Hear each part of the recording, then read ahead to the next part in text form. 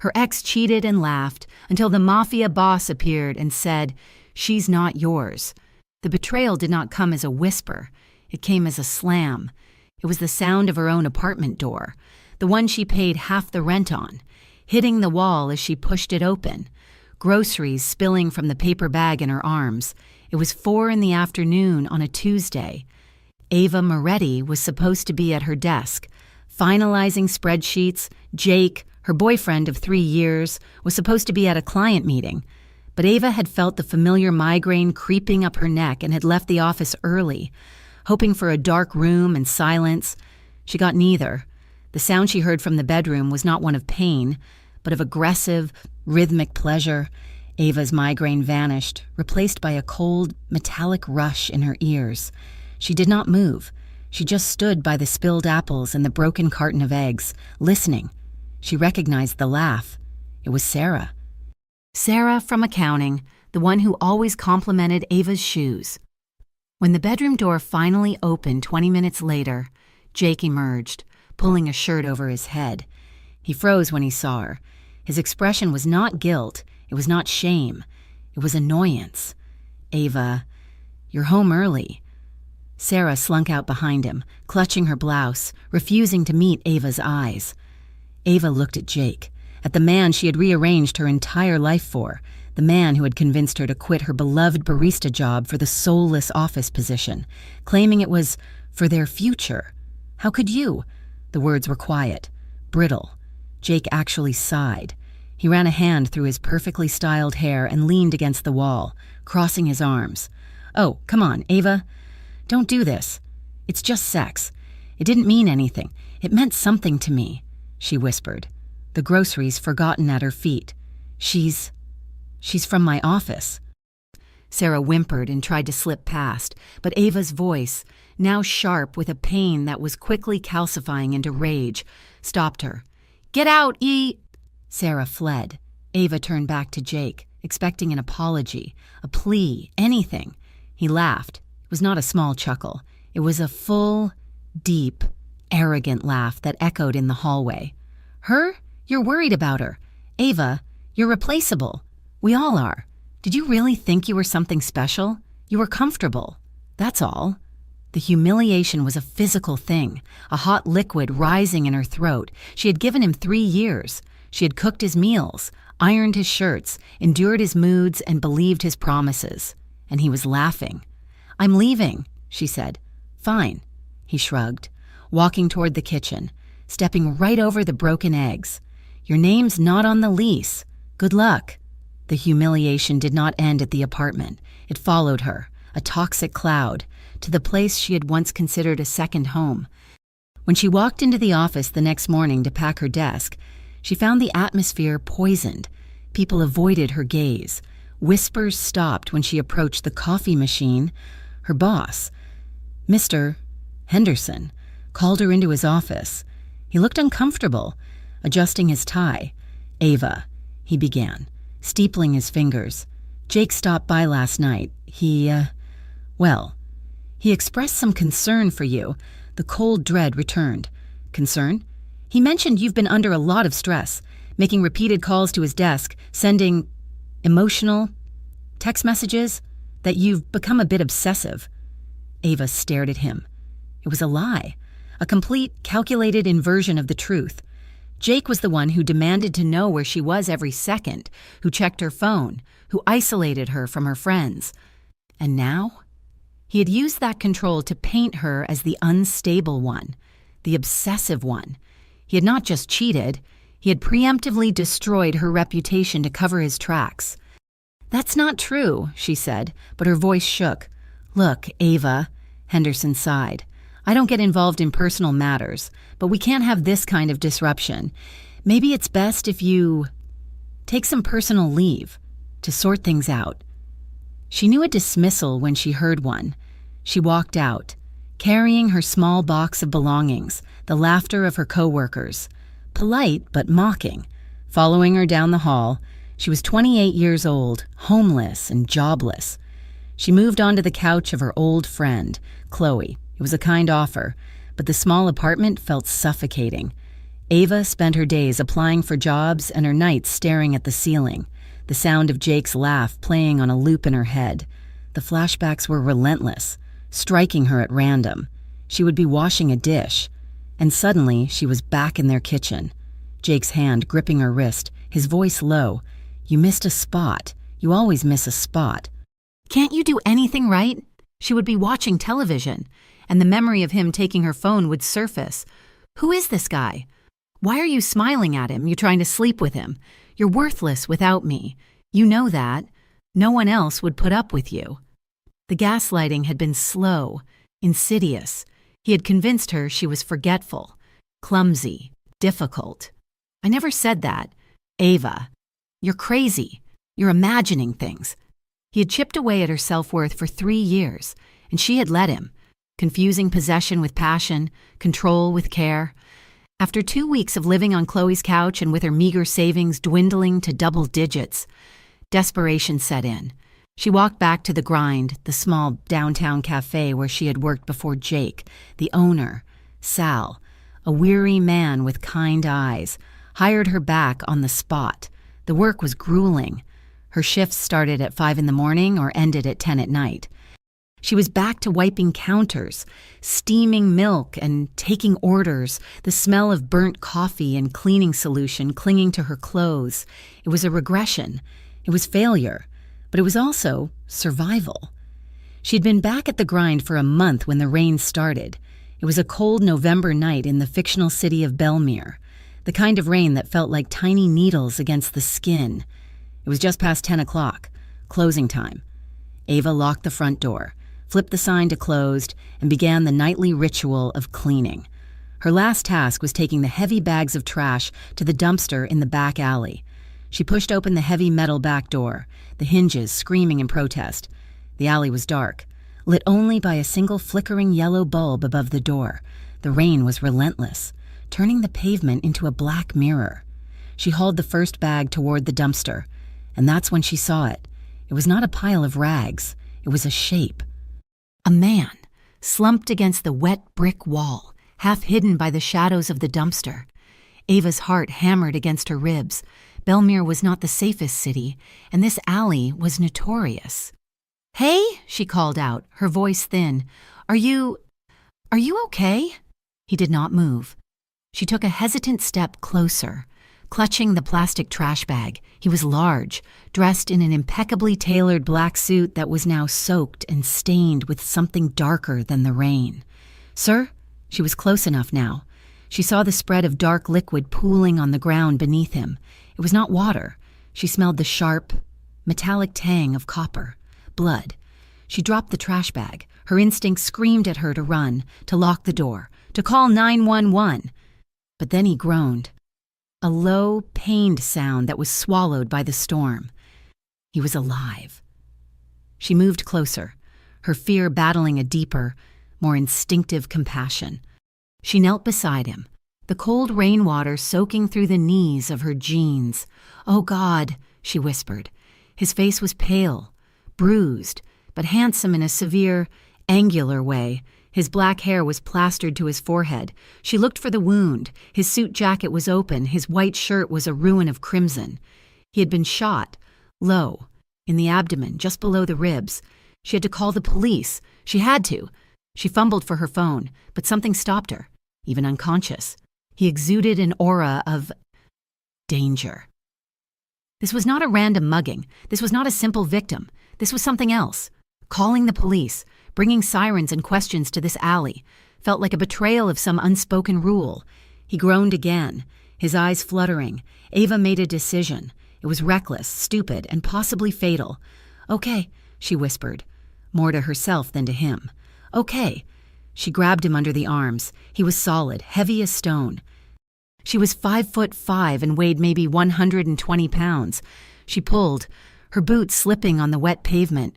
He was dead weight. "You have to help me," she grunted, pulling again.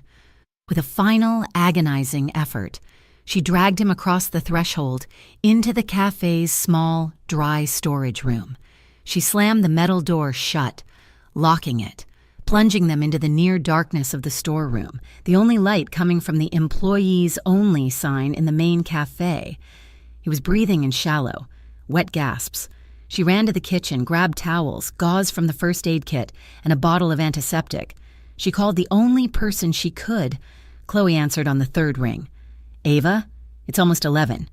"I need your help," Ava said, her voice shaking. "I'm at the cafe. A man. He's hurt. He's been shot." "What?" "Call 911, Ava. Hang up and call the police." "I can't," Ava insisted, the word tearing out of her. "I don't know why. Chloe, I can't. He looks important, dangerous.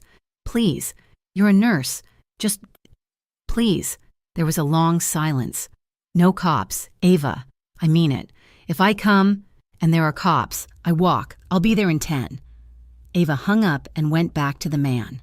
She cut away his ruined shirt. The wound was ugly, a dark hole weeping blood. He was cold. She cleaned it as best she could, her hands trembling, applying pressure with a stack of clean towels. He smelled of rain, iron, and expensive cologne. Chloe arrived minutes later, slipping through the back door, her face pale. She took one look at the man and swore. "Ava, what did you bring into your cafe? Is he going to die?" "Not if I can help it," Chloe muttered, snapping on gloves from her own kit. She worked quickly, cleaning the wound with professional efficiency, applying butterfly stitches to the entry point. "It's bad. Looks like it missed his liver, maybe grazed a kidney. He's lost a lot of blood. He needs a surgeon. Ava. And antibiotics. He's going to get septic." "Can you?" "I can stitch him up enough to stop the bleeding, but he needs a hospital." "We can't," Ava said firmly. Chloe sighed, finishing the bandage, wrapping it tightly around his torso. "Fine. I've done what I can. I'll leave you some broad-spectrum antibiotics from my samples. 1 every 8 hours, and water, lots of water. But Ava, he needs a real doctor. And when he wakes up, he might not be grateful. He might be angry. Be careful." Chloe left, and Ava was alone again with the stranger. She propped his head on a rolled-up apron and sat on a stack of flour bags, watching him breathe in the dim light. She must have dozed off, because the next thing she knew, the quality of the silence had changed. She opened her eyes. He was awake. He was staring at her. His eyes were dark, almost black, and intensely sharp. They held no fear, no confusion. They held assessment. He tried to sit up, and a low groan escaped him. "Don't move," Ava said, standing up. "You were shot." You lost a lot of blood." He looked down at the new bandage, then back at her. His gaze was heavy, unreadable. "You," he rasped. His voice was deep, gravelly. "You helped me. Yes. My friend. She's a nurse. She stitched you up." "Why?" he asked. It was not a question of curiosity. It was a demand. Ava hesitated. "You were dying." "People die in that alley," he said, as if stating a fact. "I couldn't just leave you." He studied her face, his eyes tracing her features, lingering on the shadows under her eyes, the exhaustion etched into her face. "You weren't scared." "I was terrified," Ava admitted. A flicker of something, approval, maybe passed through his eyes. He pushed himself up onto one elbow, his face tightening in pain. "What's your name?" he asked. "Ava. I'm Enzo," he said. He did not offer a last name. He did not need to. The name Enzo hung in the air, heavy with unspoken meaning. He looked around the small storeroom. "No police. No." "My thanks, Ava." He said it simply, but it felt more binding than an oath. "You need a doctor," she insisted. Chloe said, "I have a doctor." He cut her off, his voice quiet but absolute. He was already moving, slowly, painfully, pushing himself to his feet, using the shelves for support. "You can't leave," she protested. "You'll tear your stitches." He ignored her, steadying himself. He reached inside his blood-soaked jacket and pulled out a wallet, but Ava put her hand up. "No, I don't want your money." Enzo paused. He looked at her hand, then back at her face. The unreadable look was back, softer this time, but more intense. He nodded once, slowly. He put the wallet away. He walked to the back door. each step a monument to his willpower. He paused with his hand on the push bar. "You are in danger here," he said, not looking at her. "What?" "This alley, this city. It's not safe for someone like you." "I can take care of myself," she said, the words sounding hollow even to her. Enzo turned his head, his dark eyes meeting hers one last time. "No, you can't." He pushed the door open and vanished into the pre-dawn mist, leaving only a few drops of blood and the lingering scent of iron and cologne. Ava cleaned the storeroom, bleached the floor, and burned the bloody towels in the alley dumpster. When the morning shift arrived at 5:30, she was already behind the counter, pale and shaky, but present, life such as it was. Resumed. She worked. She went home to Chloe's couch. She slept.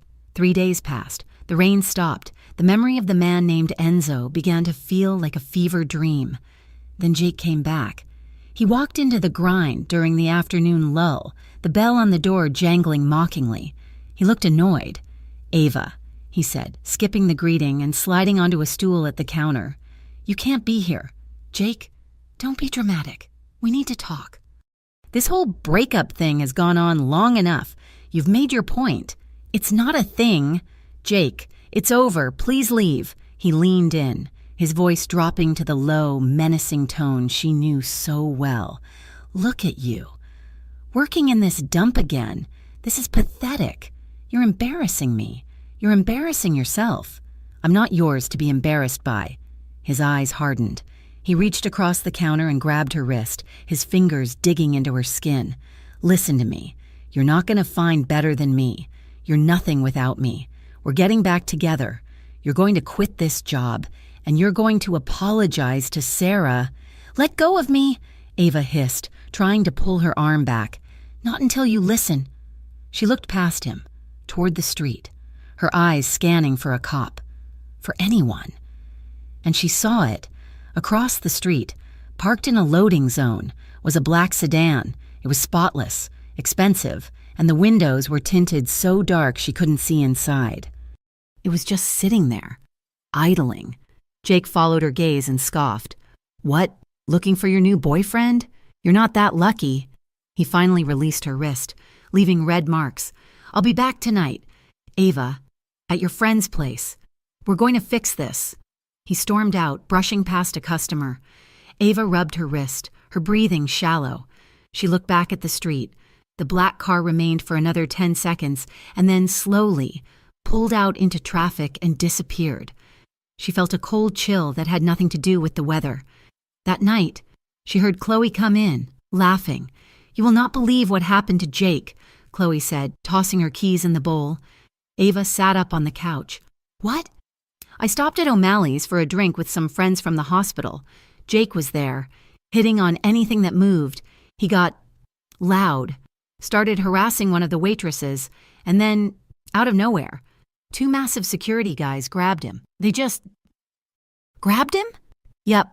Said they'd had a tip he was causing trouble, dragged him right out the front door and tossed him onto the sidewalk, told him he was banned.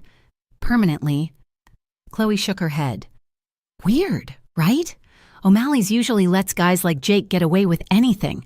He looked so humiliated." Ava stayed silent. She thought of Jake's hand on her wrist, the belittling words, the sting of his laughter 3 weeks prior. And then she thought of the black car, idling in the afternoon sun. She thought of a pair of dark, assessing eyes and a quiet, raspy voice. Ava pulled the blanket up to her chin.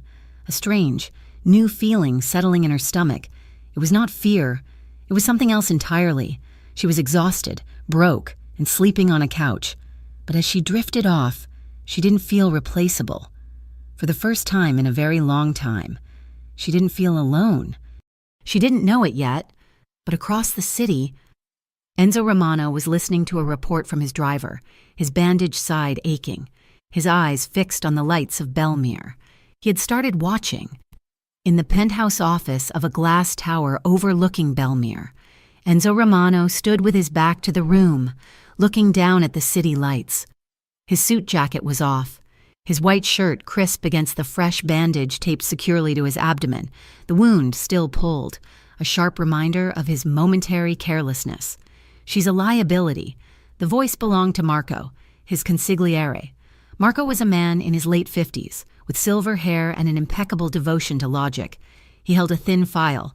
She's a waitress at a second-rate cafe. No family of note, no connections. Marco continued, his tone devoid of judgment, presenting only facts. And she is currently entangled with this... Jake. Enzo turned slowly. Entangled? He's a problem. Small-time manipulator. We handled his public disturbance at O'Malley's, as you requested, but he's attached to her.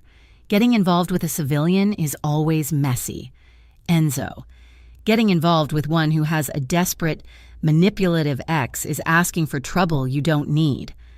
Enzo walked to his desk, the expanse of polished mahogany reflecting the city. He picked up a single, blurry security photo. It was from the alley, time-stamped just minutes before he lost consciousness. It showed Ava, her face pale with terror, dragging him by the armpits. She didn't call the police, Enzo said, his voice a low rumble. She was scared, Marco countered. She was terrified, Enzo corrected, dropping the photo. And she did it anyway. She brought a bleeding man, a stranger, into her workplace and called a friend instead of the cops. Then, when I woke up, she refused my money. Marco sighed. Her pride is admirable. It does not make her bulletproof. This is a distraction from the harbor business. Let me handle it. I can have her ex removed, permanently, and I can give her a sum of money, enough to start fresh, somewhere else, far from here. Enzo looked up, his dark eyes flat and cold. No, you will not touch the man. Not yet. And you will not go near her. Enzo, this is unwise. It is an emotional decision. She is not a decision, Enzo said. She is an interest. I want eyes on her.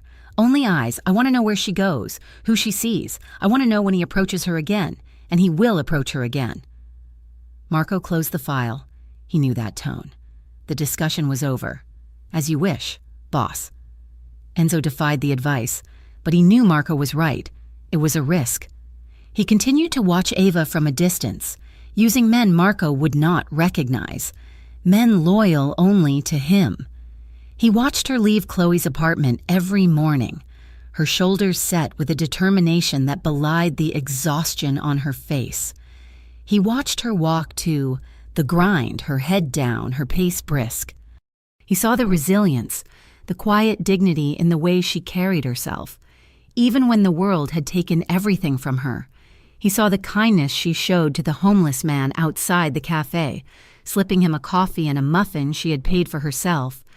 He was drawn to that light, that stubborn spark. He knew what men like Jake did to women like Ava.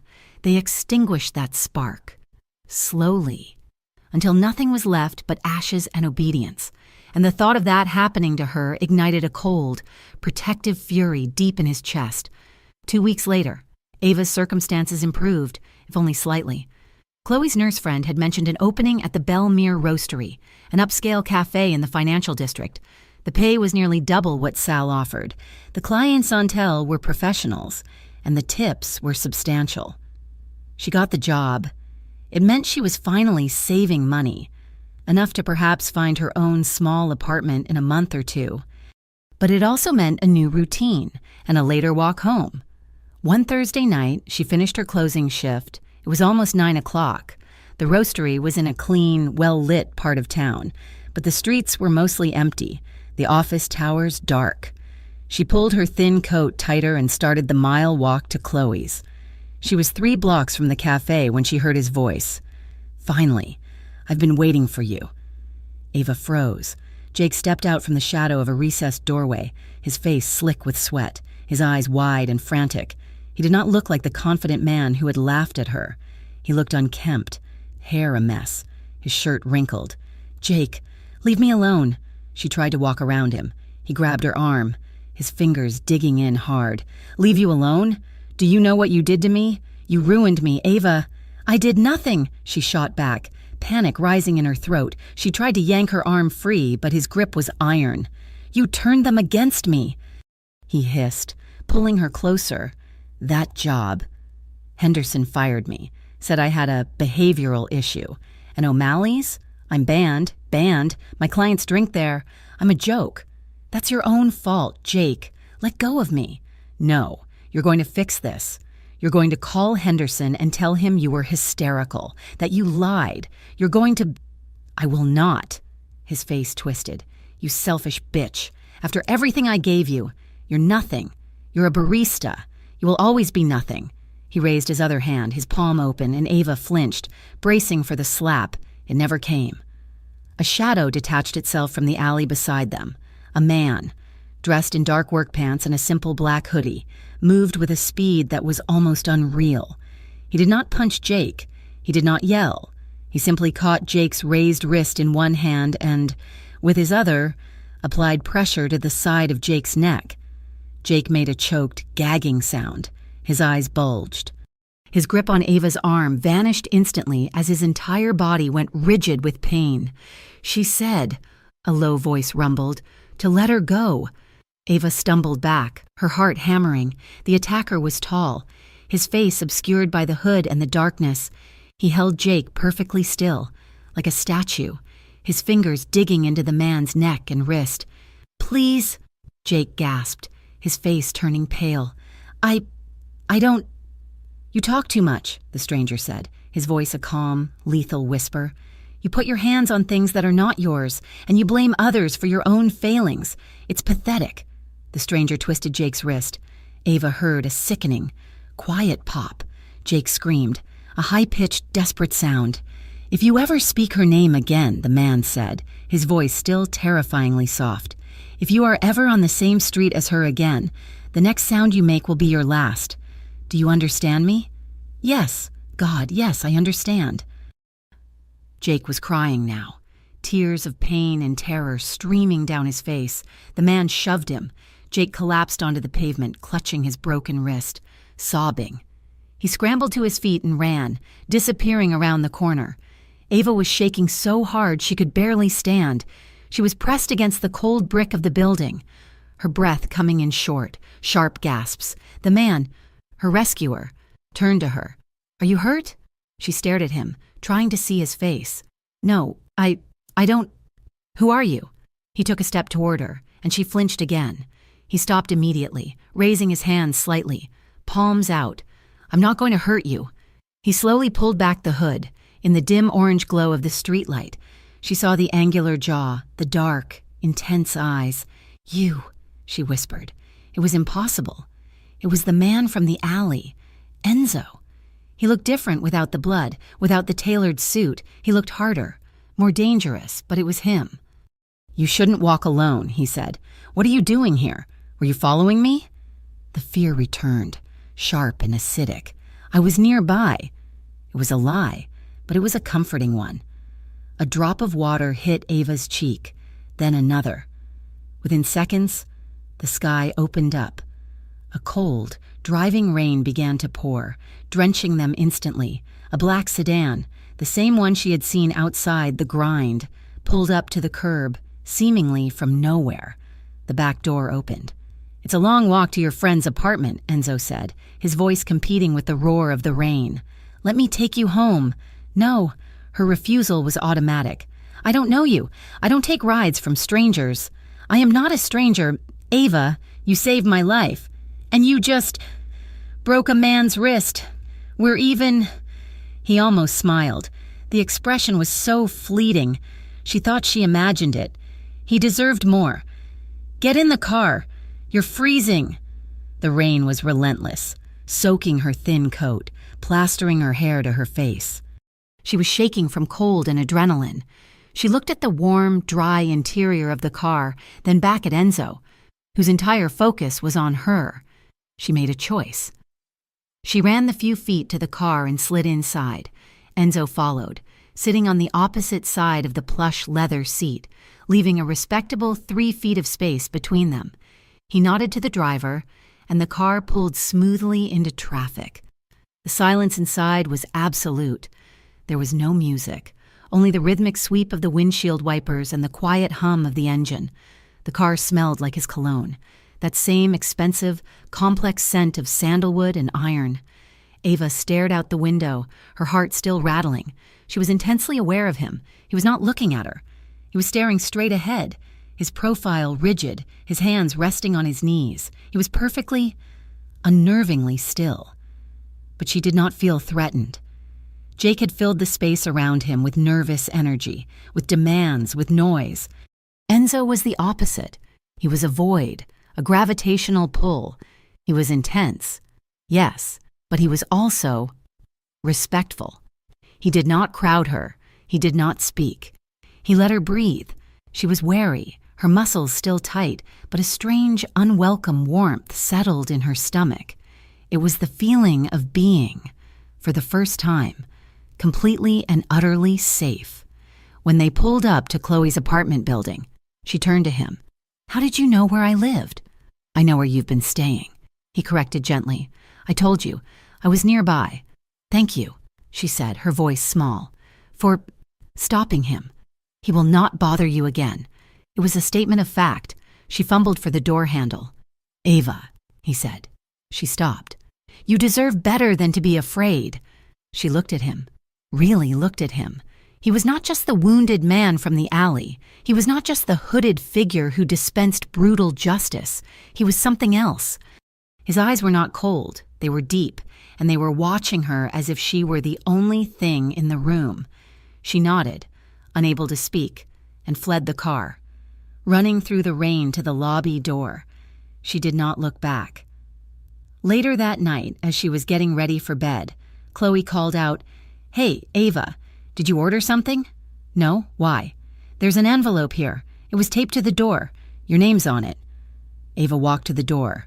Chloe handed her a plain white business envelope. Her name, Ava, was written on the front in strong, clean handwriting. She tore it open. Inside, there was no card, just a thick stack of $100 bills.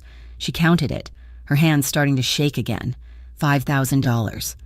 Tucked inside the stack was a small, folded piece of paper. She opened it. 4 words. For what he took, not charity. The warmth she had felt in the car vanished, replaced by a sudden, hot rage. For what he took. Did he mean the job? Her savings? Her dignity? He thought he could just pay for it? She was not some project. She was not a stray dog to be rescued and fed. This was not gratitude. This was a transaction. It was what men like him, and men like Jake, did. They used money and power to buy what they wanted. She did not sleep. The next afternoon, she did not go to the roastery. She went to the grind ice. The envelope was heavy in her coat pocket, feeling like a block of ice against her hip. She stormed into the cafe, the bell jangling. Sal was behind the counter. "Ava, nice to see you. You want the usual?" "Hi, Sal. No, I'm looking for someone, a man. He was here a few weeks ago. Late. Tall, dark hair. His name is Enzo." Sal's friendly expression tightened instantly.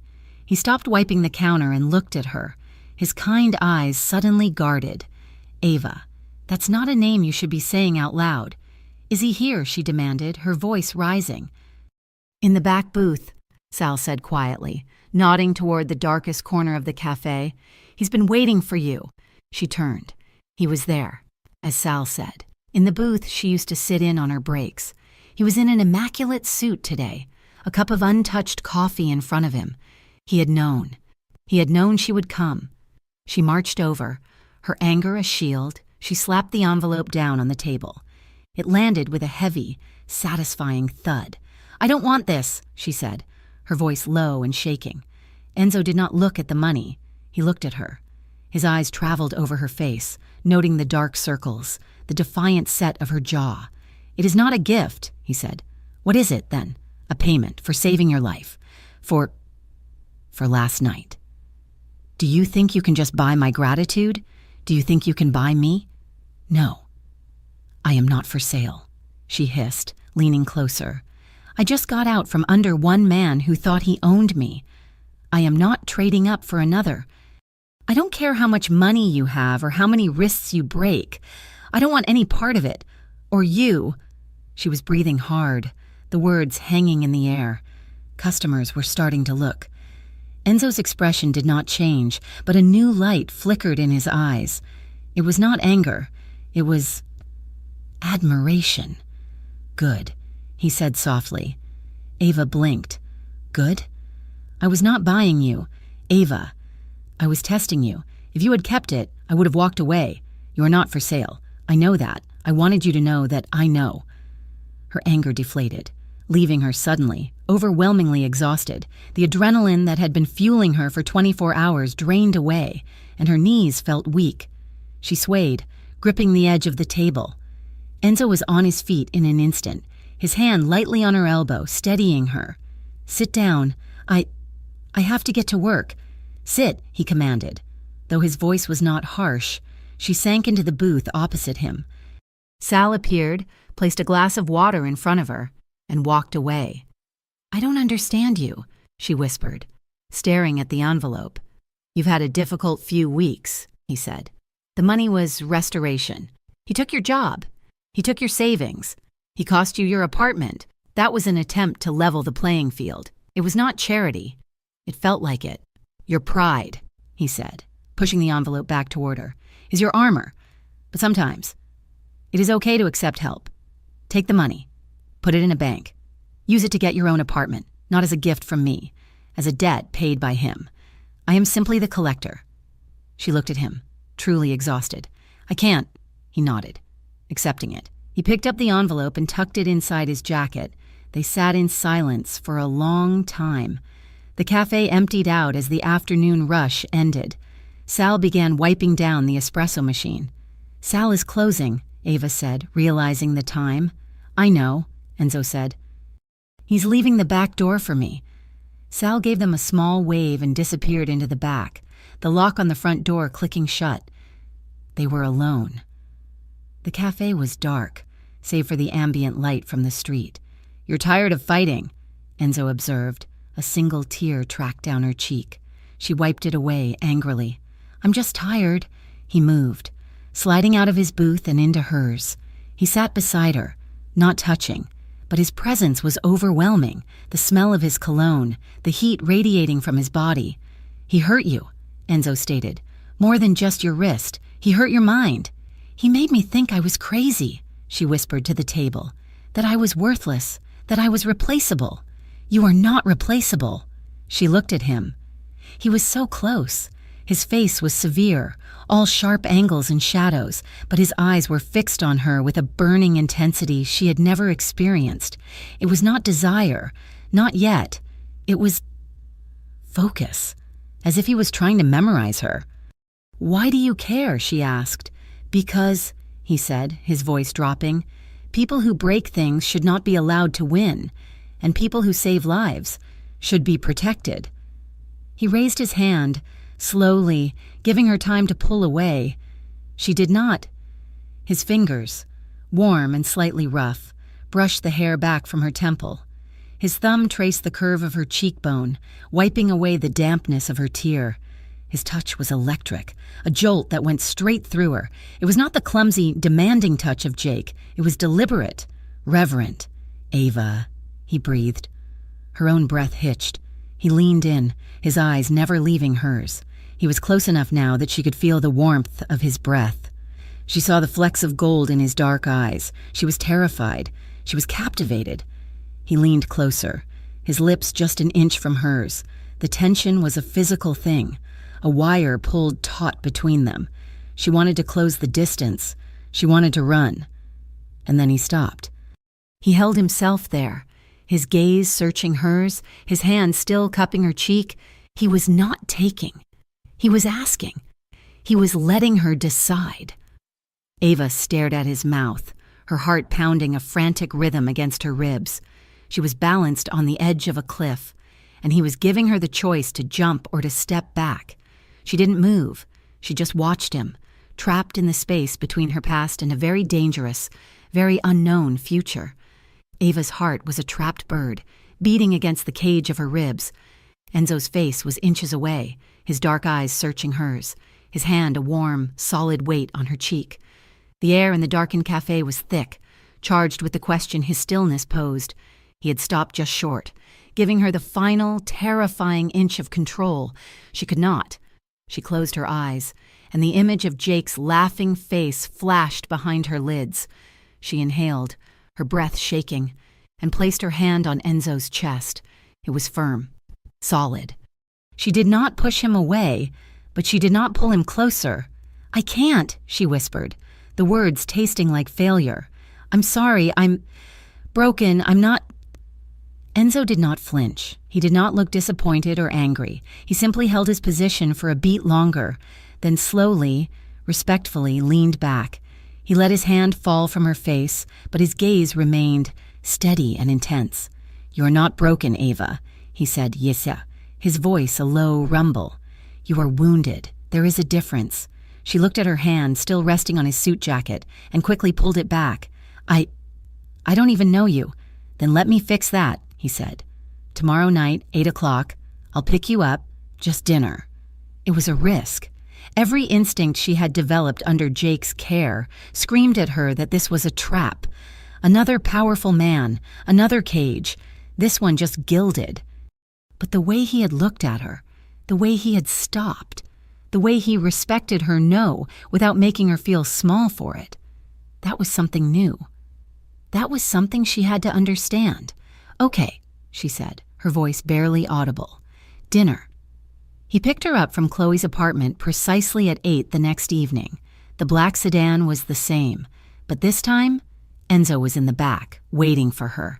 He wore a dark gray suit that looked like it was worth more than her entire life savings. He said nothing as she slid in, just nodded to his driver. They drove through the city, past the roastery, past the financial district, and into an older, wealthier part of Belmere she had only ever seen from a distance. The car pulled into a private underground garage beneath a tall, nondescript building. "Where are we?" she asked, her anxiety returning. "A quiet place," he said, offering his hand. She hesitated, then took it. His grip was warm and secure. He led her to a private elevator. It ascended silently, opening not into a lobby, but directly into the restaurant. It was breathtaking. They were on a rooftop, encased in glass walls that offered a 360-degree view of Belmere. The city lights glittered below like a fallen constellation. The room was filled with perhaps 30 tables, all set with white linens and single roses, but they were all empty.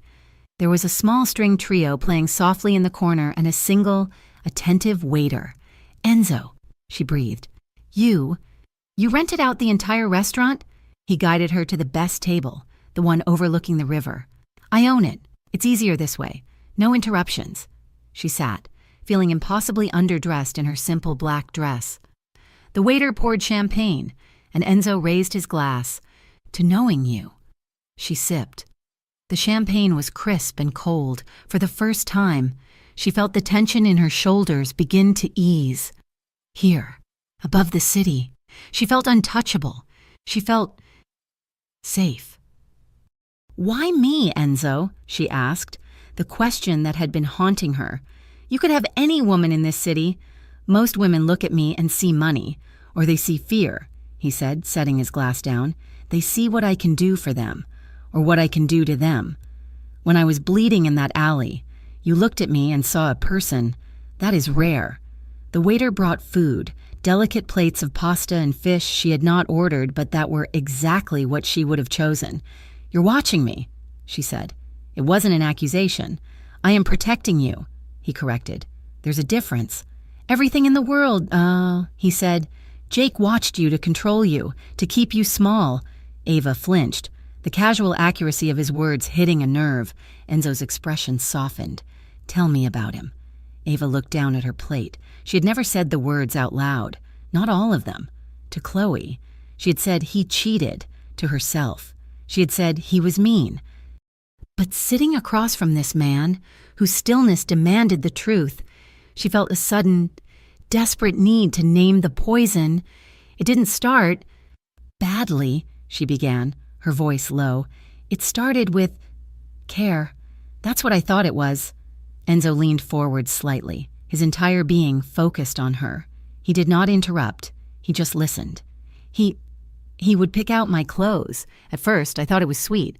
He'd say, "That dress is beautiful, but it attracts the wrong kind of attention, and I worry about you." So I stopped wearing it. Then it was my friends. Chloe was too loud, a bad influence, jealous of what we had. He'd make me feel guilty for wanting to see her, until I just stopped making plans. She picked up her fork, her knuckles white. He controlled the money.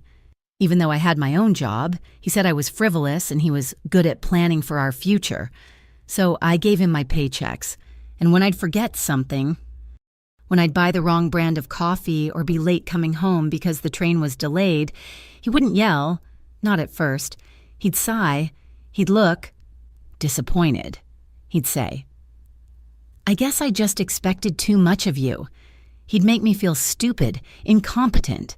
Tears were welling in her eyes, hot and sharp. "And the gaslighting," she whispered, the word tasting vile. He'd tell me I was crazy, that he never said that I was too sensitive or remembering it wrong. He did it for 3 years. He chipped away at me, piece by piece, until I didn't even trust my own mind, until I believed him. I believed I was worthless, that I was lucky he put up with me. She looked up, meeting his eyes, expecting pity. She saw none. She saw a cold, quiet anger, an anger for her, not at her. When I found him, with Sarah, the worst part wasn't the cheating, she admitted, a tear finally escaping and rolling down her cheek. It was his laugh. He laughed at me, like all my pain was just a joke, like I was a joke, replaceable. Enzo said nothing for a long moment. The string trio played a soft, melancholic tune. He slowly reached across the table and placed his hand over hers. His hand was large, warm, and enveloped hers completely. It was not a gesture of possession. It was one of solid, silent support, an anchor. "You," he said, his voice level but laced with something hard as steel, "are the furthest thing from replaceable. Ava, what he did was not care. It was theft. He tried to steal you from yourself." She let out a breath she felt she had been holding for 3 years. She was seen. She turned her hand over, lacing her fingers with his. "And you? Enzo? Who are you?" He held her gaze. "What do you want to know? What do you do? I mean, really, you own this place. You have a driver. You handle people." He smiled, a true smile this time. It transformed his face, chasing the shadows from his eyes. "I'm in the acquisitions business, among other things." "What other things?" He leaned back, taking his hand, and she missed the warmth immediately. "I am a man who handles things people are afraid to handle. I fix problems. I secure interests. My family has been in Belmere a long time. We've helped build it." It was a perfect non-answer. She knew what he was. The name Romano was synonymous with the city's underbelly, with whispers of organized crime, with power that operated parallel to the law. He was the Mafia. "You handle things people are afraid of," she repeated. Does that make you a bad man, Enzo?" He looked out at the city lights. "I am a necessary one. I do not hurt the innocent. I do not tolerate those who do. Does that answer your question?" "No," she said softly. He looked back at her. "Good. It shouldn't—" The détente, the fragile peace they had built on that rooftop, lasted 2 days. The real world came crashing back. Jake had seen them. Or rather, someone had seen them and reported back to Jake, who was now stewing in a potent cocktail of humiliation, professional ruin, and rabid jealousy. Ava was walking home from the roastery when her phone rang. It was him. She ignored it. He called again, and again. Finally, a text message came through. "Pick up the phone, Ava, or I swear I'll be at your friend's door in 5 minutes." Her blood ran cold. She answered. "What do you want, Jake?" "Who is he?" he hissed. His voice strained. "You're sleeping with him, aren't you? Some thug in a fancy car. You really are a whore. Goodbye, Jake. You hang up on me and I'm going to the police," he screamed, and she stopped walking. "I'm serious. I'm filing a restraining order against you." "What? You're harassing me." "Am I? Or are you an unstable, obsessive ex-girlfriend who can't let go, who is stalking me, who is having her new gorilla boyfriend break my wrist? I'm the victim here. Ava, I'll tell them you're crazy. I'll tell them you're involved in criminal activity. I will ruin you. You think you're so tough now? You're still just that pathetic little barista." He hung up. Ava stood on the street corner, shaking. He was twisting it. He was using the law, the very thing meant to protect people, as his final weapon. He was painting her as the aggressor. She ran the rest of the way to Chloe's, locked the door, and slid to the floor. Hyperventilating, she called the only person she could. Enzo answered on the first ring. "Ava, what's wrong?" She told him, the words tumbling out, choked with tears and panic. "He's going to the police. Enzo, he's going to say I'm the criminal. They'll believe him. They always believe men like him." The silence on the other end was heavy. Absolute. "Where are you?" he asked, his voice lethally calm. "I'm at Chloe's. I'm safe. But what do I do?" "You do nothing," he said. "Well, you lock your door. You stay inside. I'm sending a car. It will be outside your building in 10 minutes. It will not leave. You are not to go anywhere without it. Do you understand? Enzo, I will handle this." He hung up. In his penthouse, Enzo made another call. "Marco, boss, the ex-boyfriend, Jake, I want his life. I want every skeleton, every lie, every person he's ever stepped on. I want the leverage to bury him. You have 1 hour." It took Marco 45 minutes. The report was concise. Jake had blackmailed a professor in college to pass a class. He had been let go from 2 previous jobs for what was termed inappropriate conduct, with quiet settlements paid to 2 female junior employees who had accused him of coercion. He had a gambling debt. He was not just a manipulator, he was a petty, predictable criminal. Enzo listened, his face impassive. "Good. Send the files to our contact at the Belmere PD, and send copies to the HR departments of his last 3 jobs, and to his current landlord." "And to him?" Marco asked. "No," Enzo said. "He doesn't deserve the warning." The next evening, Ava was exhausted. The car Enzo had promised was parked outside, a silent guardian. It made her feel both safe and trapped. She had just finished telling Chloe a heavily edited version of the story when her buzzer rang, a long, aggressive series of buzzes. It was Jake. "Ava, I know you're in there. Open this door, you bitch." Chloe looked at Ava, terrified. "I thought your friend was handling this." "He is," Ava said, but her voice trembled. Jake was pounding on the lobby door now, his voice muffled but furious. "You think your new boyfriend scares me? You're mine. You've always been mine." The pounding was a trigger. The walls of Chloe's apartment felt like they were closing in. The past 3 years, the insults, the gaslighting, the fear, it all came rushing back. She wasn't safe. She would never be safe. He would never stop.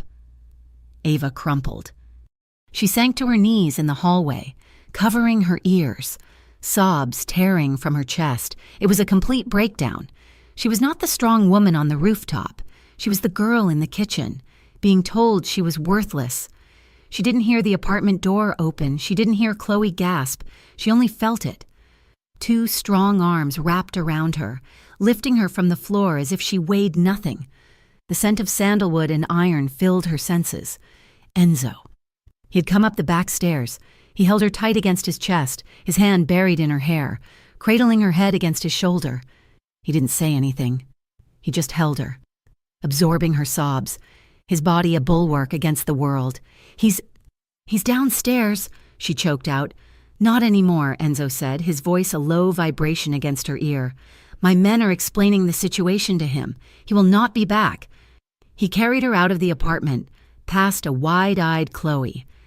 "She'll be with me for a while," he said, and Chloe just nodded. He carried her down to the car and didn't let her go. She burrowed into his suit jacket, inhaling his scent, her tears soaking his shirt. He did not take her to the penthouse. He took her to a smaller, fortified apartment in a quiet neighborhood, a safe house. The furniture was minimal but expensive. The lights were low. He carried her inside, locking the heavy door behind them. He set her down in a large room, lit only by a fireplace and a few strategically placed candles. He sat her on a soft rug, then knelt in front of her. He gently wiped the tears from her cheeks with his thumbs. "I'm sorry," she whispered, her voice raw. "I fell apart. He still has this power over me. "He has no power," Enzo said, his voice fierce but gentle.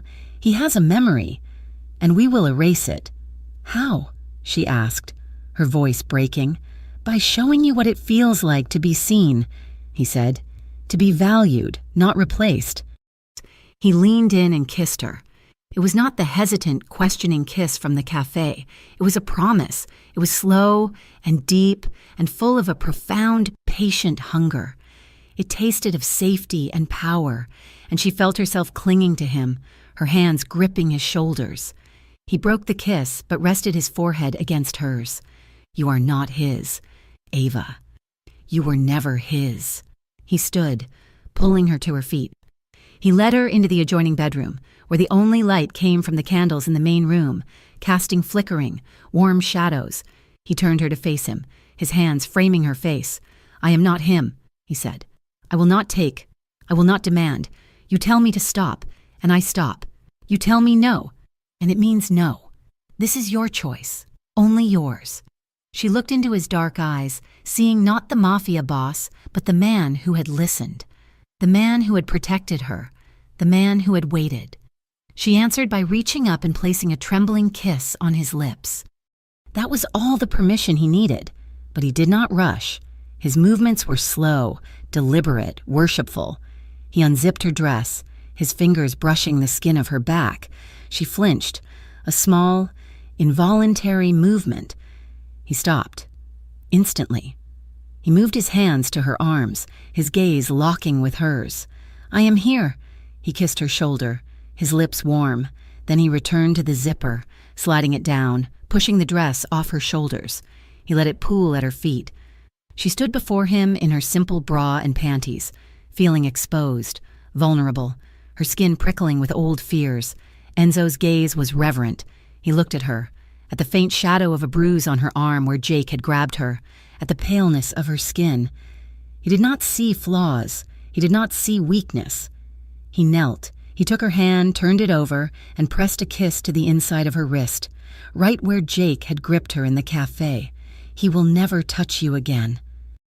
He unhooked her bra, his movements deft, letting it fall. He did not grab at her. He placed his hands on her waist, his thumbs tracing her hip bones, his gaze appreciative, steady. He was honoring her, not devouring her.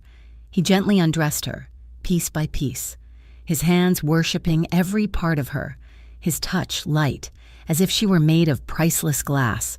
He was seeing all the small, invisible bruises left by her past, all the places Jake's words had inflicted their damage, and with every touch, he was healing them.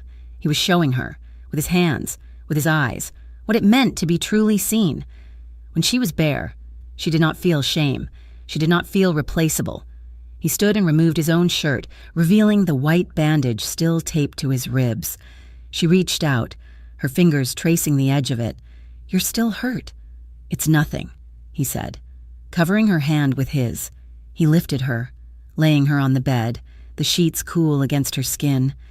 He looked down at her, the candlelight playing over the hard planes of his face, his eyes dark with a desire that was controlled, patient, and all for her. "Ava," he whispered, and her name on his lips was a vow. He came down to her, his body covering hers, his kiss deep and certain, and for the first time in her life. Ava Moretti did not feel like she was falling. She felt like she was finally, safely, being held. Ava woke to the scent of roasted coffee and the unfamiliar weight of expensive sheets. She was alone. The immediate stabbing panic was a reflex, a ghost from her past. Her body tensed, her mind instantly filling with the algorithm of fear Jake had programmed into her. What have I done? I slept with him. I'm his property now. This is it. This is the new cage. She sat up, clutching the sheet to her chest, her eyes darting around the quiet, sunlit bedroom of Enzo's safe house. The fire had died to embers. His suit from the night before was gone. He was gone. A wave of guilt and self-loathing washed over her. Had she just traded one monster for another? Had she, in a moment of emotional breakdown, given away the very independence she had fought so hard to reclaim? Then she saw it. On the table beside the bed, where a gun or a stack of money could have been. There was a tray. On the tray sat a silver pot of coffee, a bowl of fresh fruit, a warm croissant on a porcelain plate, and a small crystal vase. In the vase was a single, perfect white rose. Ava stared at it. It was not a gesture of ownership. It was not a payment. A dozen red roses would have been a demand, a statement of passion and possession, a single white rose. It was a gesture of respect. It was quiet. It was patient. It was Enzo. The fear did not vanish, but it receded, making room for a warm, spreading confusion. He hadn't stayed to stake his claim. He hadn't left money on the dresser. He had left her breakfast, and he had left her to make her own choice. She got up, her body aching with a strange, pleasant soreness, and found her clothes from the night before, neatly folded on a chair. She showered, the hot water washing away the lingering scent of him, but not the memory of his touch. His slow, reverent hands that had treated her body not as a thing to be taken, but as a map to be read. She drank the coffee. It was the best she'd ever had. She needed to reclaim herself, to prove that she was not just a woman who had been passed from one man to another. She needed the grounding rod of normalcy. The black sedan was waiting outside, as promised, the driver standing discreetly by the door. She walked right past it. "Miss Moretti," the driver called, his voice polite. "Mr. Romano insisted I take you wherever you need to go." "I'm taking the bus," she said, not unkindly. I need to go to work." She felt his eyes on her back as she walked to the corner stop. It was a small, foolish act of defiance, but it was hers. The Belmere roastery was busy. The hiss of the steamer, the smell of burnt sugar, the clatter of cups. It was the soundtrack of her old life, and she fell into it gratefully. She worked through the morning rush, her movements automatic, her mind blessedly blank. The peace broke just after noon. She noticed the whispers first. Two of the other baristas, young women she had been friendly with, kept looking at her and then at their phones, their faces a mixture of awe and pity. Then her manager, Diane, a sharp woman with a permanent frown, called her into the back office. "Ava, close the door." Diane didn't waste time. She turned her computer monitor around. "I need you to explain this." It was a social media post, already shared hundreds of times. A blurry, long-lens photo of her, taken weeks ago, getting into Enzo's car. A second, even grainier shot of them at the rooftop restaurant, their hands clasped across the table. And then the caption, written by Jake. "Everyone, meet my psycho ex, Ava Moretti, the one who claimed I was abusive. Poor, innocent Ava. Here she is, not even a month after she left me, whoring herself out to Belmere's biggest criminal. Enzo Romano, guess she likes the money and the muscle. Can't say I blame her. Mafia whore gold digger, Belmere scandal Enzo Romano." The blood drained from Ava's face. The same tactic, the same preemptive strike. He wasn't just ruining her name, he was attaching it to Enzo's, putting a target on her back. "This is not true," Ava said, her voice shaking. "He's lying, he manipulated those pictures." "Ava," Diane cut her off, her tone weary. "I don't care if it's true. The roastery has a brand. We sell $5 lattes to bank presidents and lawyers' wives. We cannot have this associated with our business. The comments are a cesspool. People are tagging our location." "You're firing me." The words were flat, dead. "I'm not firing you," Diane sighed, though it was clear she wanted to. "I'm asking you to take a paid leave of absence, a few weeks, until this noise blows over. It's for your own good, Ava, and for ours. It's reputation damage we can't afford." It was the same words, the same humiliation. She had been branded, not by Jake, but by the world that believed him. "I understand," Ava said, her voice hollow. She unhooked her green apron, folded it, and placed it on the desk. She walked out of the office, through the cafe and into the cold afternoon air, the whispers of her coworkers following her like a cloud of insects. She stood on the sidewalk, shaking, not from cold, but from a rage so pure and white-hot it threatened to consume her. The black sedan pulled up to the curb. The driver, the same man from that morning, got out. "Miss Moretti." His face was impassive. We are aware of the situation. Mr. Romano has already been informed. Good, she bit out. The driver hesitated. He has authorized my team to handle this. The problem can be removed. The posts, the man. It can all be gone within the hour. Permanently. Ava stared at the car. It was the out, the easy way. One nod, and Jake would disappear. His voice, his photos, his memory, erased. It was what the old Ava, the terrified Ava, would have prayed for. But she was not the old Ava. She was the woman who had survived. She was the woman Enzo had seen. No, she said. The driver blinked, surprised. Miss Moretti, he's a threat to you, and to Mr. Romano's interests. He is my past, Ava said, her voice like steel. He took my job, my apartment, and my reputation. I will not let him do it again, and I will not have Enzo's men silence him. That is not justice. That is just more control. Tell Enzo I am handling this. Myself. The driver looked at her, a long, assessing gaze. The professional mask slipped, replaced by a flicker of genuine respect. As you wish. Miss Moretti, where can I take you? You can take me to the City Grill, she said, naming the downtown sports bar where she knew Jake and his dwindling circle of colleagues drank their lunch. And you can wait across the street. The bar's patio was crowded. Jake was there, at a table with 3 other men in cheap suits, holding court. He looked drunk, his face flushed with arrogance. He was showing them his phone, and they were laughing. He was the center of attention again, and he was reveling in it. Ava walked straight through the gate and up to his table. The laughter died. Jake, he looked up, his eyes widening in surprise, then narrowing into a smirk. Well, look who it is. Come to beg. Ava, or did your new boyfriend already dump you? Take it down, she said. Her voice was not loud, but it cut through the patio's murmur. What's that, he said, leaning back, playing to his friends. I can't hear you. You'll have to speak up, sweetheart. I said, take the post down. Now, Jake's smirk vanished, replaced by the familiar, ugly twist of rage. Or what? What are you going to do about it? You're nothing. You're a washed-up barista who got fired twice. I'm just telling the truth. You're a liar, she said, her voice cold and clear. And a coward. You couldn't stand that I left you, so you tried to destroy me. You couldn't control me, so you're trying to shame me. It's pathetic. And it's over. Delete the photos, Jake. She reached for his phone, which was sitting on the table. He moved faster. He grabbed her arm, his fingers biting into her flesh, yanking her hard across the table, knocking over glasses. You'll do what I tell you, he roared, his face contorted. You're mine to talk about. She's not yours. The voice was not a shout. It was a low, resonant growl that silenced the entire street. Enzo. He was standing right behind Jake. He hadn't come with his men. He was alone, dressed in a dark suit, his face a mask of controlled fury.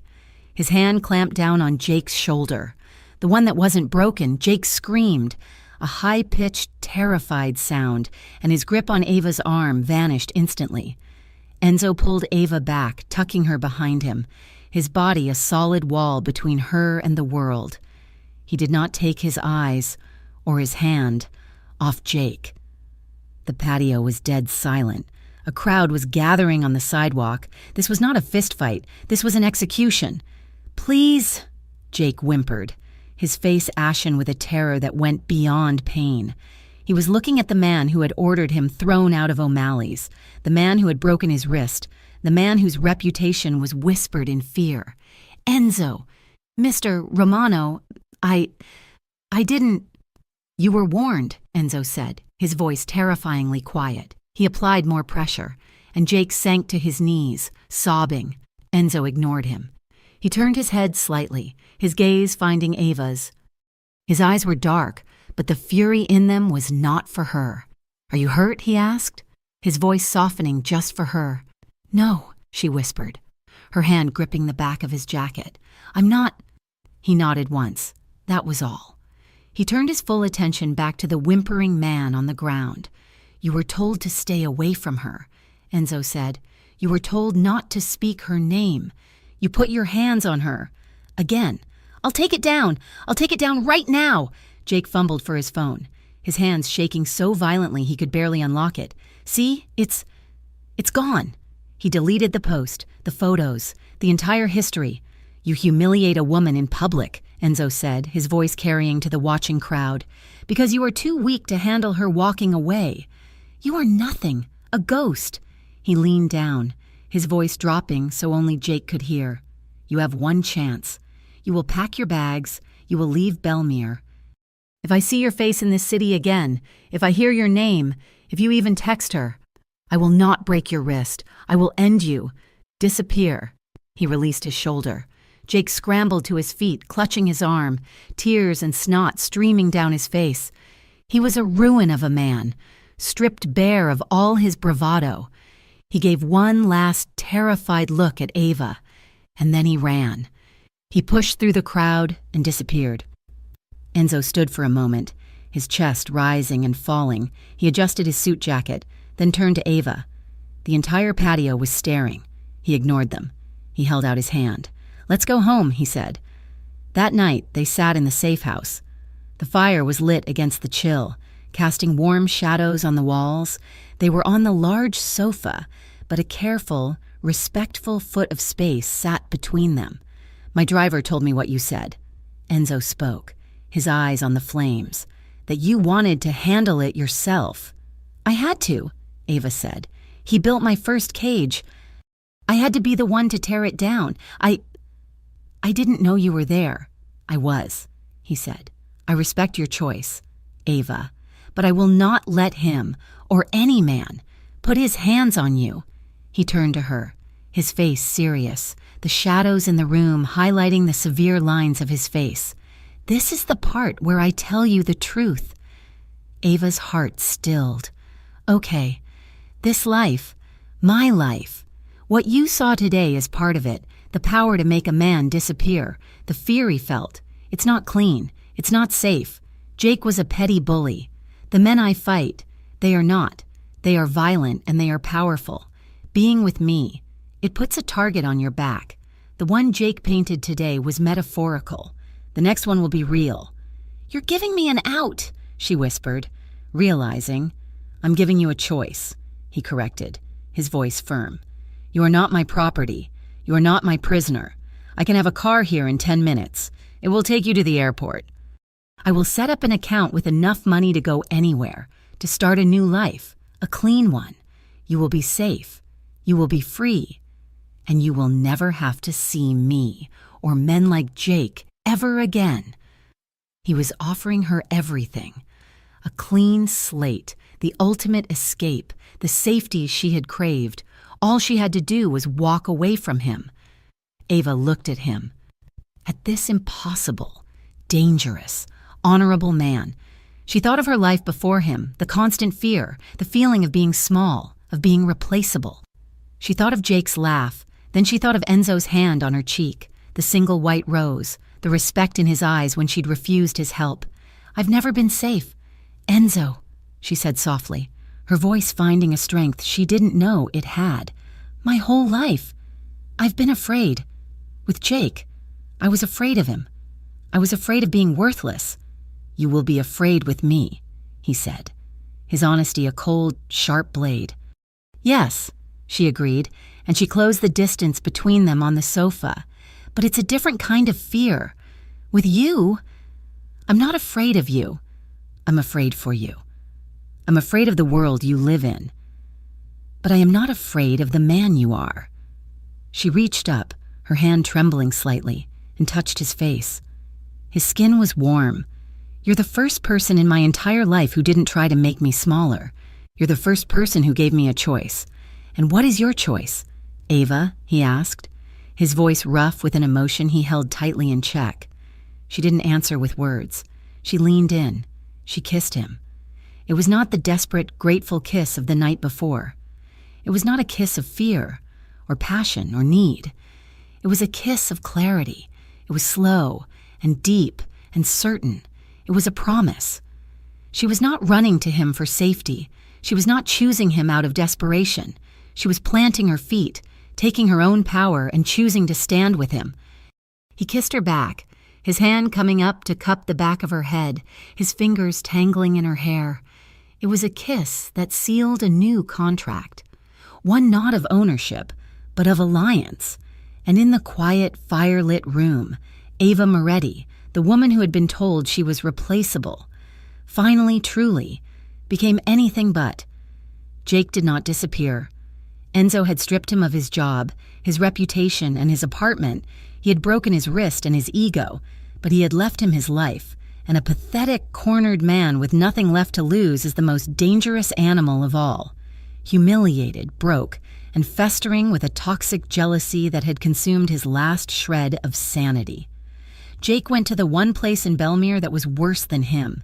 He went to a dive bar in the industrial district, a place known to be the recruiting ground for the Falcone brothers, the only real rivals to the Romano family.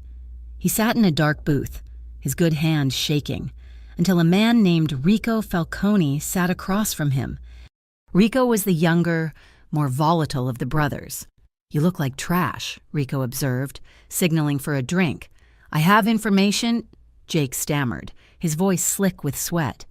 "On Enzo Romano." Rico's interest was piqued. "Everyone has information. Most of it is worthless." "Not this. He has a weakness," Jake spat, the words tasting like acid. "A new woman. He's obsessed with her. He pulled a gun on me in public for her. Her name is Ava Moretti. I know where he's keeping her." Rico leaned in. "Where?" "A safe house. A private apartment in the old tannery district. Floor 5, Unit B." Jake rattled off. The address seared into his memory from the one time he had followed them. "He thinks she's safe there. He thinks he's a king. Use her. Use her to break him. Just give me enough to get out of this city." Rico Falcone smiled. It was a cold, sharp expression. "We can do that." He knew that a direct assault on Enzo was suicide, but an attack on his weakness. That was business. The next evening, Enzo and Ava were in the safe house. A fragile, tense peace had settled between them. They had spent the day talking, Ava learning more about the man, if not the business. He was intense, but he was also surprisingly gentle. He listened. He asked questions about her, and he never once made her feel small. He had just finished making them coffee when he handed her a small, slim black phone. It had no branding, no apps. "What's this?" she asked. "It's not connected to any commercial network," he explained, his face serious. "It's a direct line. There is only one number programmed in it, mine. If you are ever, for any reason, in trouble and I am not with you, you use this. You press the only button. I will hear you. I will find you." Ava turned the heavy, cold device over in her hands. This was the reality of his life. Not rooftop dinners, but emergency phones. "Okay," she whispered. She had just slipped it into the pocket of her jeans when Enzo's own phone buzzed. He looked at it, and his entire posture changed. The gentle man was gone, replaced by the boss. "Marco," he answered. "What?" Enzo listened, his face hardening into a mask of stone. "Falcone, at the South Harbor, now." He paused. "Warehouse 6. Yes, I'm on my way." He hung up and looked at Ava, his eyes dark with an anger that was not directed at her. "There is a situation at my warehouse. Business trap. I have to go." Ava's heart hammered. "Is it dangerous?" "It is something I must handle." He walked to the door, checking the heavy deadbolts. He turned back, his gaze softening as it landed on her. He walked over, cupped her face, and kissed her. A hard, deep kiss that was full of unspoken promises. "Lock this door after me. Do not open it, for anyone. I will be back." He was gone. Ava locked the door, sliding the chain into place. The apartment, which had felt like a fortress, suddenly felt like a cage. The silence was absolute, heavy. She went to the living room, picked up a book, and tried to read. She read the same sentence 4 times. A half hour passed. The only sound was her own heartbeat. Then she heard it. A faint scrape, a metallic click. It came from the hallway. It was the sound of a pick sliding into the high-security lock. Her blood turned to ice. She didn't scream. She didn't freeze. She grabbed the emergency phone from her pocket and ran. She looked for a place to hide, not the bedroom. Too obvious. She darted into the small pantry off the kitchen, a dark, windowless closet, and pulled the door shut, leaving it open, just a crack. Her hands were shaking so violently she almost dropped the phone. She pressed the single button. It connected instantly. There was no ringing. She just heard Enzo's voice, sharp and strained over the sound of a car engine. "Ava?" She didn't speak. She couldn't. She put her hand over her mouth, stifling her own panicked breath.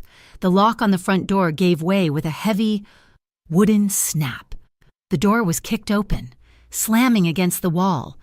2 men stepped inside. They were large, dressed in dark clothes, and they moved with a cold, professional confidence. "Where is she?" the first one grunted. "Boss said she'd be here." The second one replied, "Falcone wants her. Find her. He said he wants her alive, but he didn't say she had to be in one piece." Ava's sob was silent, a hot stone in her throat. She held the phone up to the crack in the door, praying Enzo could hear. "Check the bedroom," the first man ordered. She heard them moving through the apartment, heard a lamp smash, heard the bedroom door kicked open. "She's not in here. Check the kitchen." Ava squeezed her eyes shut. This was it. This was the target Enzo had warned her about. Nothing. What about the pantry? She heard the heavy footsteps approaching. She saw a shadow fall across the crack in the door. She held her breath, her body rigid. The handle turned. The front door of the apartment did not open. It exploded. It was ripped from its hinges, the deadbolt and chain shearing through the wood as if they were paper. The door crashed to the floor, and Enzo was there. He was not the man who had kissed her goodbye. This was a different creature. His face was pale with a primal rage, his eyes black and burning with a fire that was hotter than hell. In his hand he held a black, heavy gun, and he held it with an absolute, terrifying familiarity.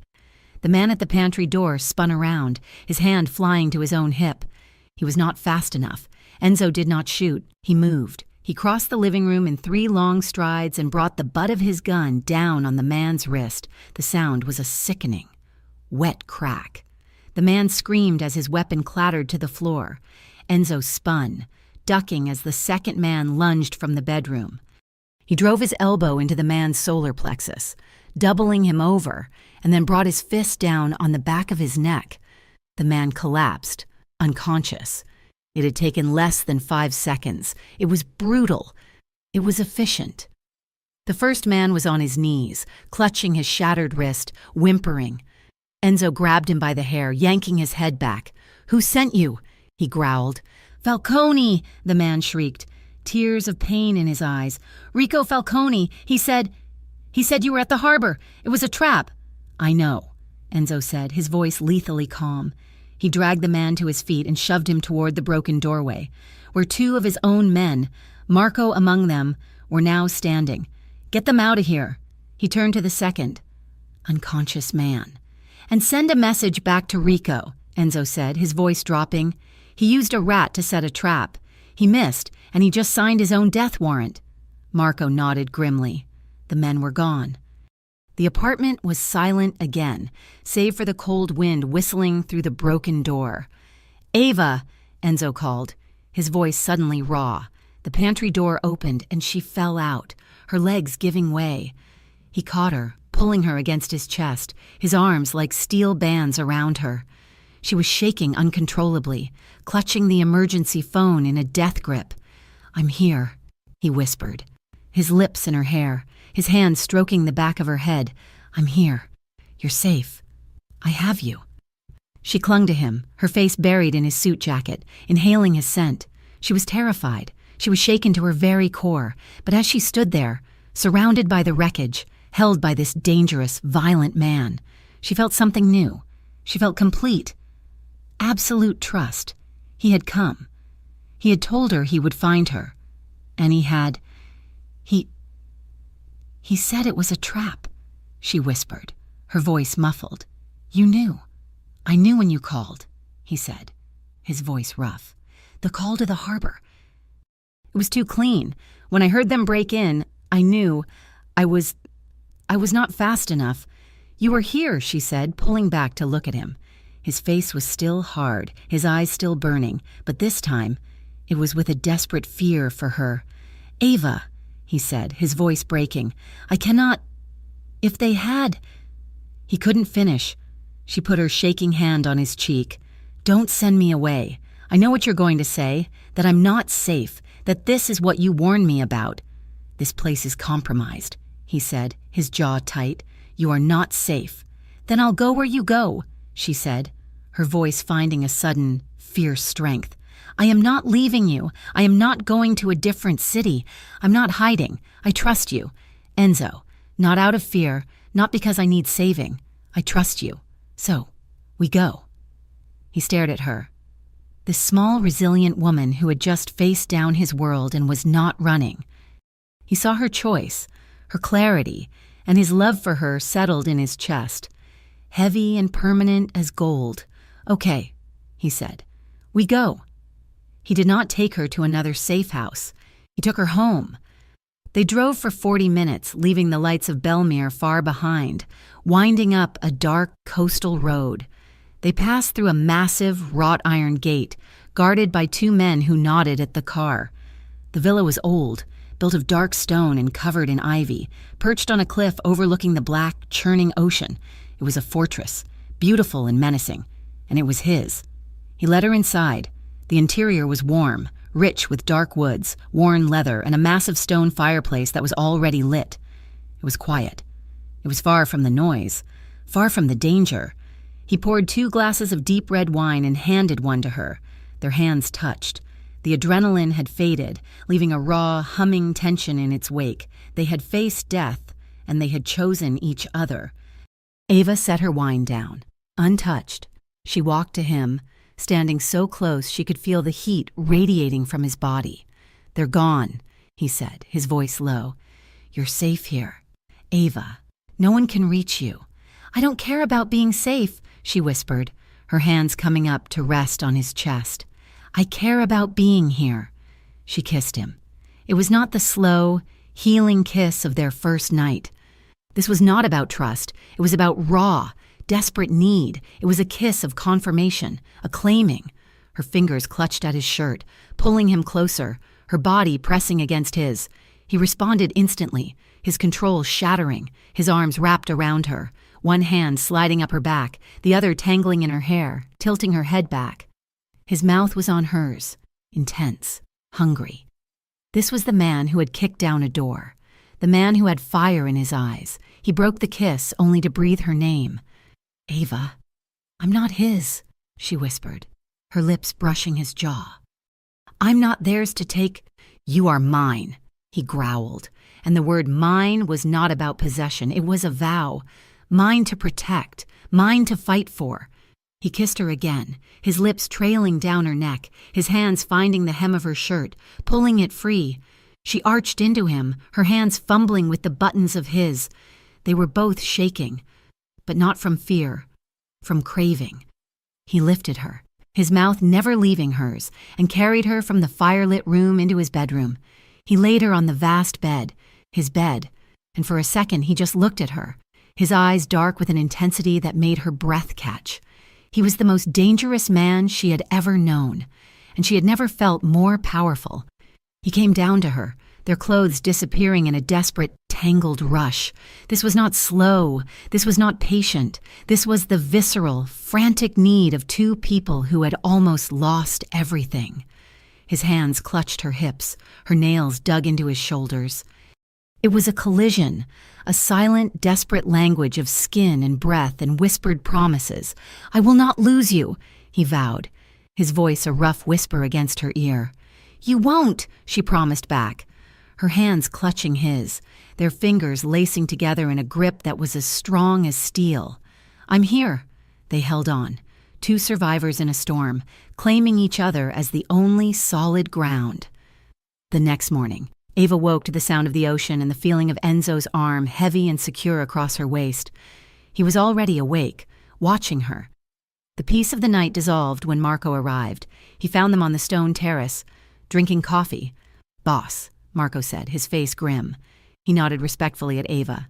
"We have news. The 2 men from the apartment. They talked, Rico Falcone is furious. He's taken this as a declaration of war. He's mobilizing everything. Enzo sipped his coffee. And the rat? Jake, Marco confirmed. He took the money from Falcone and bought a one-way bus ticket to Chicago.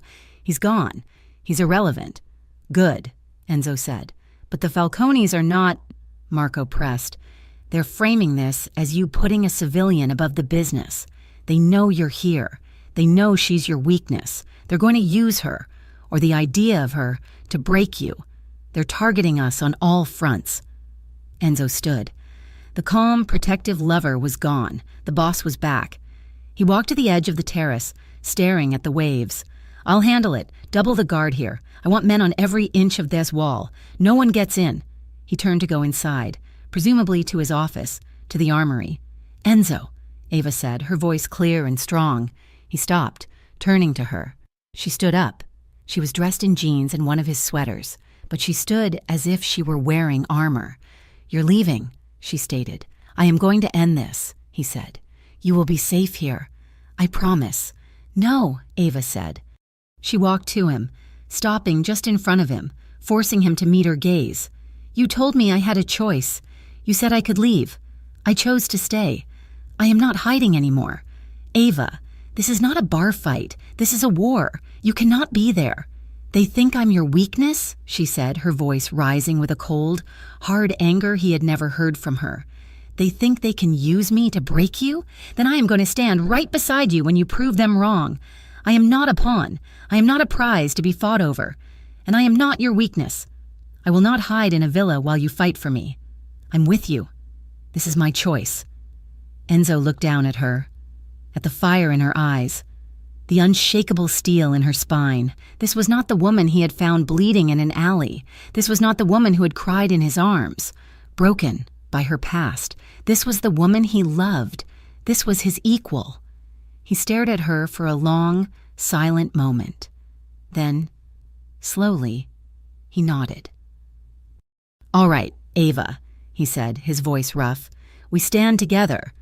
The abandoned warehouse on the South Harbor smelled of rust, dead fish, and betrayal. It was a cathedral of decay, its high, broken windows letting in only slivers of the cold afternoon light. This was Enzo's territory, and he had chosen it specifically for this final negotiation. At one end of the vast, empty space stood Rico Falcone, flanked by 6 of his best men. He was agitated, pacing, his younger brother's recklessness having forced his hand. At the other end stood Enzo, Marco, and 4 of his own men. They were still patient, statues of dark-suited confidence. And in the middle, tied to a steel support pillar, was Jake. He had not made it to Chicago. Enzo's men had intercepted the bus 2 states over, finding him in a sweaty, paranoid sleep. They had brought him back. He was the catalyst. He was the offering. Ava stood just behind Enzo's shoulder. Enzo had argued against it, his voice for the first time holding a note of pleading. Ava, this is not for you. This is the part you are supposed to be safe from. But she had been resolute. He was my monster. Enzo, I will not hide in a castle while you slay him. I have to see the end of him. I have to be there. I'm not that girl in the kitchen anymore. I'm not afraid. Enzo had looked at her, at the steel in her spine, and had finally nodded. He had put her in a state-of-the-art, slim-fit vest, a solid plate of advanced composite hidden beneath her dark sweater. It was a chilling, intimate gesture, buckling the straps over her ribs, his hands gentle. You do not leave my side, he had commanded. Not for an inch. Now, she stood beside him, her heart a cold, hard stone in her chest.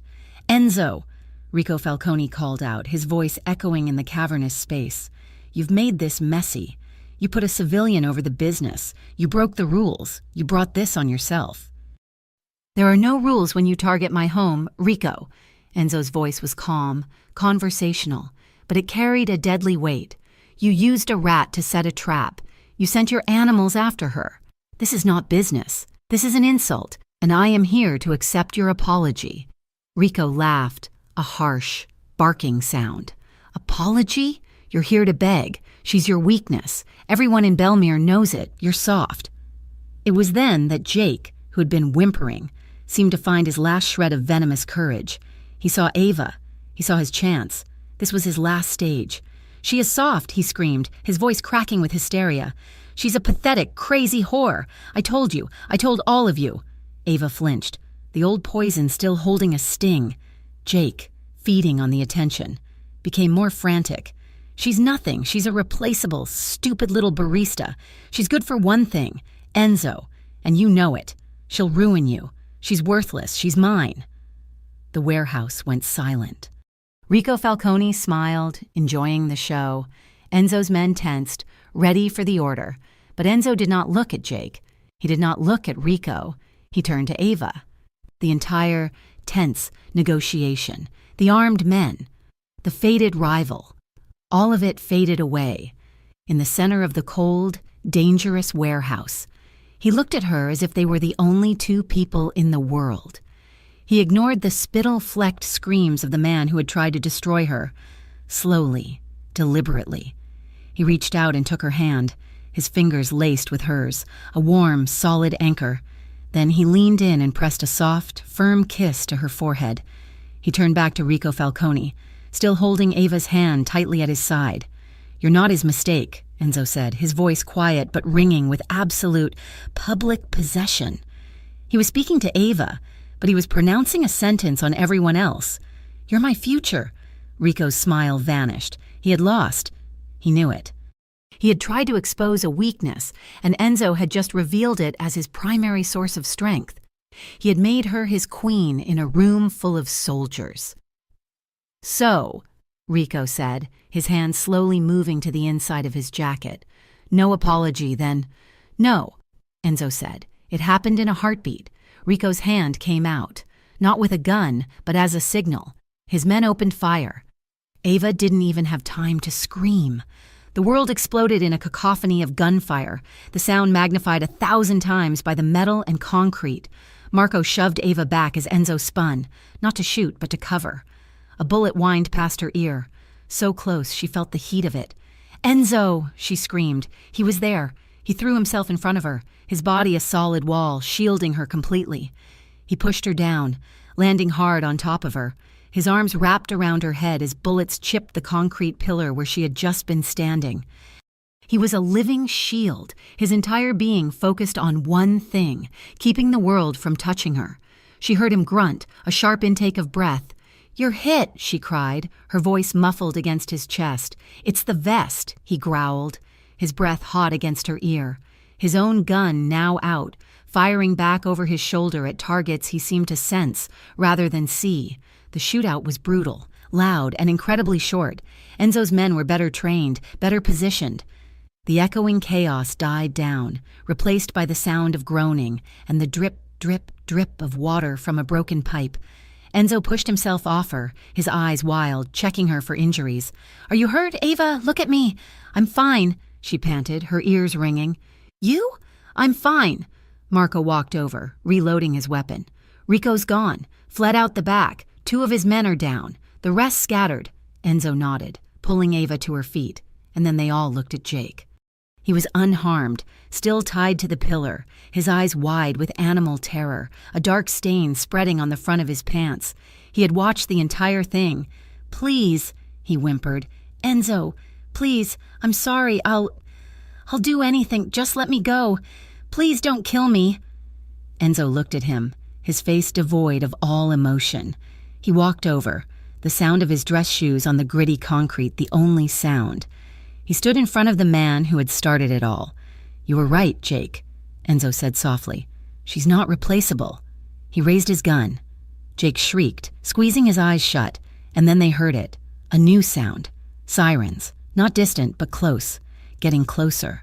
A single police car, its lights flashing, sped into the warehouse, skidding to a stop. A lone policeman got out. He was older, heavy-set, with a weary look on his face. He ignored Enzo and his armed men. He ignored the bodies. He walked directly to Jake, pulling a pair of handcuffs from his belt. "Jake?" the cop asked, pulling a piece of paper from his pocket. "Jake Anderson?" Jake, in his terror, could only nod, his mouth working silently. "You're under arrest," the cop said, his voice bored. He began unlocking Jake's ties to the pole. "What?" Jake gasped. "For what? What are you—" "Let's see." The cop read from the paper. 2 counts of coercion stemming from a complaint filed by a Miss Henderson in 2019. 1 count of blackmail from a Mr. Davies at Belmere University. Oh, and about a half dozen pending harassment claims. Looks like your old life finally caught up with you, son. Ava stared, her hand finding Enzo's. She looked at him. His face was calm. He had done this. He had not sent the files to the police to warn Jake. He had sent them to this specific officer to build a case. He hadn't planned to kill Jake. He had planned to bury him, using the very system Jake had tried to weaponize against her. It was the coldest, most brilliant revenge she could have imagined. But them, Jake shrieked, pointing a shaking finger at Enzo as the cop cuffed him. They just had a shootout. They've got guns. The cop sighed, pulling Jake to his feet. All I see is a citizen's arrest. Kid, looks like Mr. Romano and his security team apprehended a dangerous fugitive. We'll sort it out at the station. He winked. A fast, barely perceptible motion. At Enzo, he shoved Jake toward the car. You have the right to remain silent. No, Jake screamed, his voice echoing, a pathetic, desperate sound. You can't do this. I'm the victim. Ava, tell them. Ava just watched him, her face calm. She felt nothing. No pity, no fear, no anger. He was just gone. The ghost had been exorcised.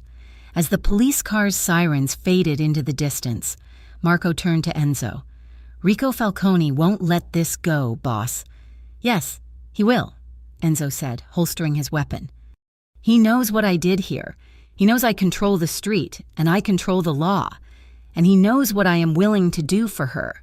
He understands. It's not worth it. Enzo turned, his suit jacket singed, a scrape on his cheek. He looked at Ava. It's over. Back at the villa on the cliff, the silence was a heavy blanket. The sun was setting, turning the ocean outside the vast windows to a sheet of bruised purple and blood orange. Ava was gently dabbing an antiseptic wipe on the scrape on Enzo's cheek.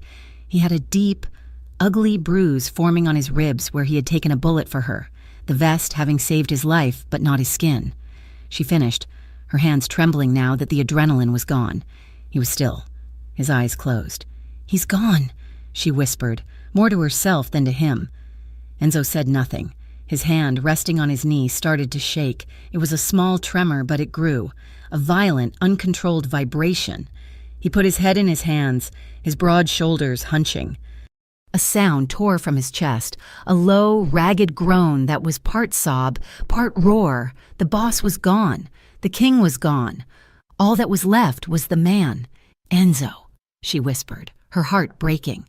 He reached for her, pulling her from her seat, onto his lap, burying his face in her neck. His arms were steel, crushing her to him, as if he was afraid she would dissolve.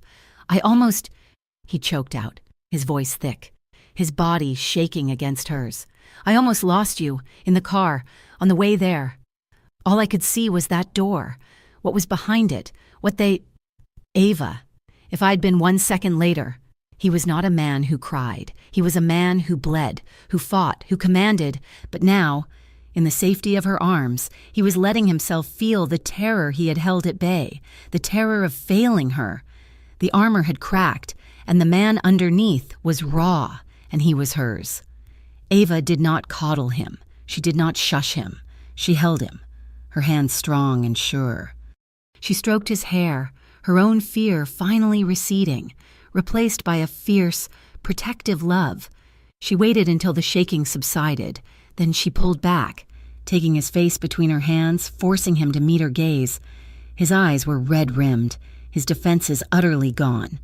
Look at me, she commanded softly. He did. I am here. You are not late.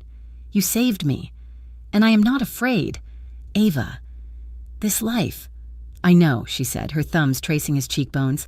I'm not afraid of them. I'm not afraid of Rico Falcone. I'm not afraid of what's next. And I am not afraid of loving you. He searched her eyes, seeing not a victim but a survivor, his partner, his equal. He leaned his forehead against hers, his breathing finally evening out. You are my future, he whispered. And this time, it was not a proclamation, it was a plea. "And you are mine," she replied. 3 months later, the bell on the door of Belmere Books tinkled.